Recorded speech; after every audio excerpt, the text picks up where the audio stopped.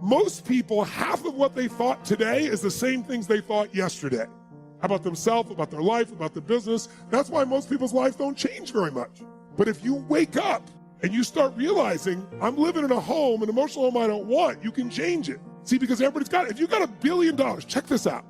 If you had $1 billion, but the habitual emotions you go back to are frustrated, pissed off, then your life is called frustrated and pissed off. It doesn't matter how much money you have. Write this down, please. The quality of my life is the quality of my habitual emotions. The quality of my entire life is nothing but the quality of my habitual emotions. Whatever habits of emotion, wherever my emotional home is, I will find a way to get back there. And until I change that, I'm gonna have a problem. How many of you see people in some part of the world, in my country, for example, you'll see this in the middle of America where there's certain places that have cyclones all the time. Or maybe down in New Orleans or places where every few years you get a huge storm that wipes out everybody right on the coast there. But then 2 years later, it happens again. They rebuild, it happens again. How many have ever thought to yourself, why don't these people move? Why don't they move, guys? Because it's what they're conditioned. They call that home. I don't want to leave my home. It's what I know. It's easy to see when it's somebody else and it's physical.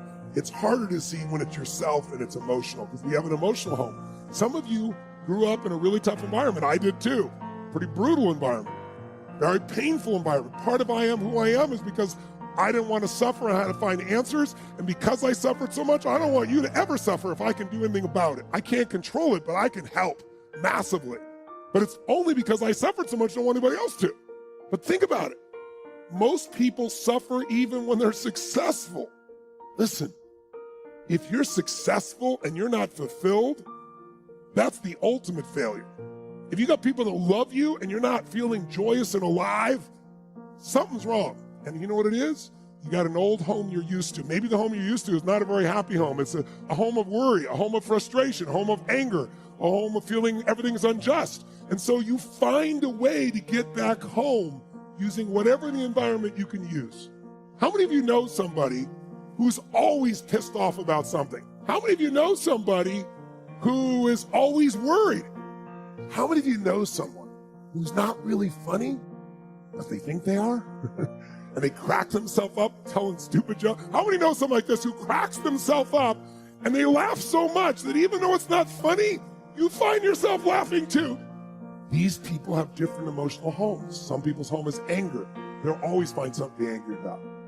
Do something different the next 90 days than you did the last 90 days, like picking up the books to read.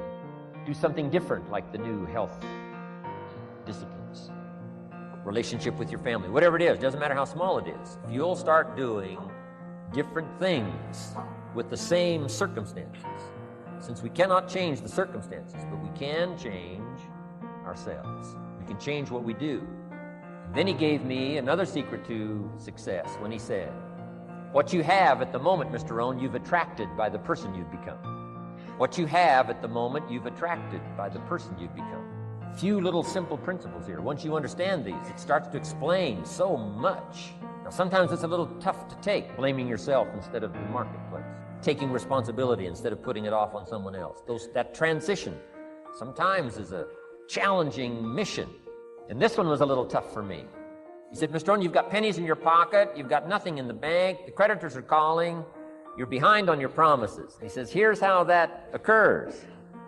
You've attracted, up until now, you've attracted the things to you because of the person you've become.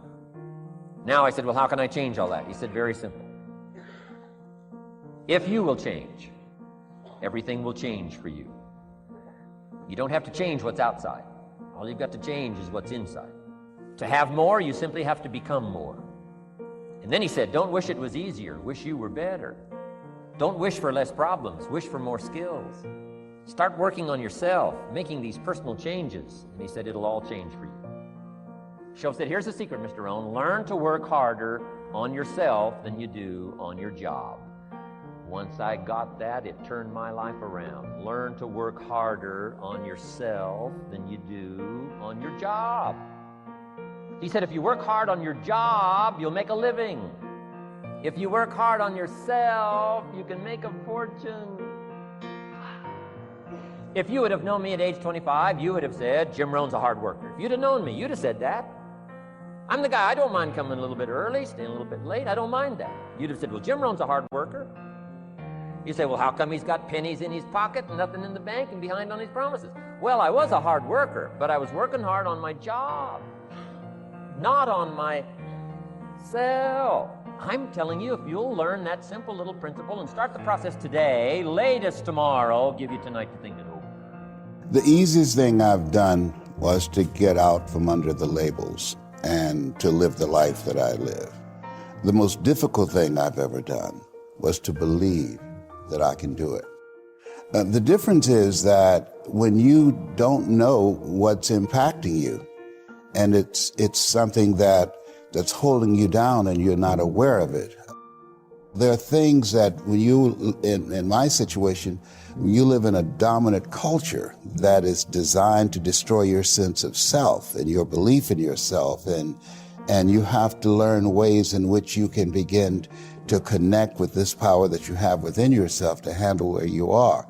The key is to be constantly in a perpetual process of discovering the truth of who you are and fighting constantly to look for ways in which you can escape the inner conversation.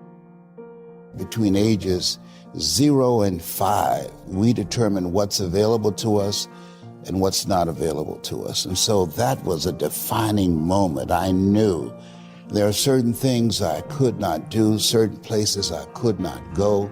They used to have signs on Miami Beach that said, Jews, dogs, and coloreds not allowed. And so now you have to operate within the constraints of the dominant society and the things that they've created for you.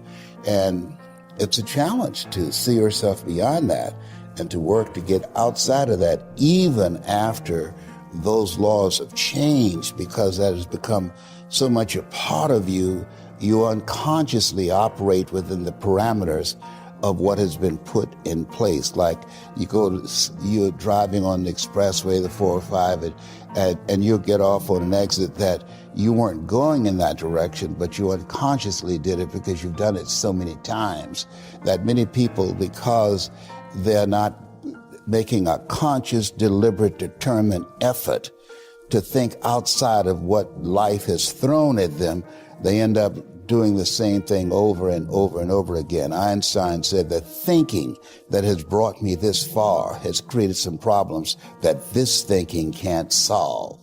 And so through relationships, through reading, through studies, through goals and dreams beyond your comfort zone, it allows you to begin to live out of your imagination as opposed to out of your history. Disney said, the imagination is a preview of what's to come.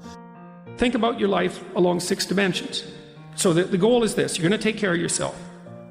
You're going to have a life in 3 years that justifies its suffering. That's the goal. So you can invent the damn life, but you have to think what you would be satisfied with, so you wouldn't be all bitter and resentful. It's like, okay, what do you want from your family? What do you want from your friends? How are you going to educate yourself? What do you want for your career? How are you going to use your time outside of work? How are you going to handle drugs and alcohol and other temptations like that? How are you going to keep yourself mentally and physically healthy? And these are open questions, like you get to answer them. The idea is you can have whatever you want, but you have to figure out what it is. It has to be realistic, and you have to figure out what it is. It's okay, so now develop a vision. What's your life going to be like in 3 to 5 years? So you write it down. Your bad habits and your resentment and your bitterness and all of that, your procrastination gets completely out of hand, and you auger down, and you're in your own personal version of hell in 3 to 5 years. What does that look like? Well, everyone knows that. It's like everyone can look into the future and think, well, if I keep going on this dark path, this is where I'll end up.